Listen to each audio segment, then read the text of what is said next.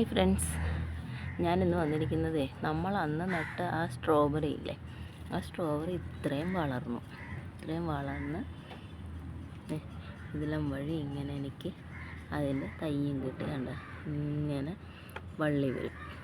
ഈ വള്ളി ഇങ്ങനെ വന്ന് ഇതിൻ്റെ അറ്റത്തിങ്ങനെ ഇല വരും. കണ്ട, അപ്പോൾ ഞാനത് ഒരു ഗ്ലാസ്സിനകത്താക്കി ഇങ്ങനെ വെച്ചു. അതിപ്പോൾ അതിൻ്റെ താഴത്ത് വേരുമൊക്കെ ആയിട്ട് അതൊരു തയ്യായി. കണ്ട, വേര് കാണിച്ചു തരാം ഞാൻ. കണ്ട വേര്. അപ്പോൾ ഇതിനൊരു പുതിയ തയ്യായി. ഇനി അടുത്ത തൈ വരുന്നുണ്ട്. കണ്ട, ഇതുപോലെ ഇങ്ങനെ വള്ളി വരും.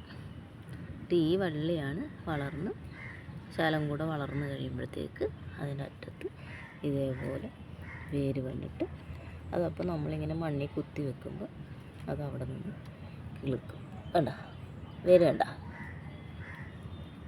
എങ്ങനെയാണ് സ്ട്രോബെറിക്ക് നമ്മൾ തൈ ഉണ്ടാക്കുന്നത്. അപ്പോൾ അരിയിട്ടും നമുക്ക് തയ്യാക്കാം. ഇങ്ങനെ വരുന്ന ഈ മാതൃചെടിയിൽ നിന്ന് വരുന്ന വള്ളി ഇതുപോലെ വന്നിട്ട് അങ്ങനെ നമുക്ക് തൈ ഉണ്ടാക്കാം. കണ്ടോ, സൂപ്പറല്ലേ?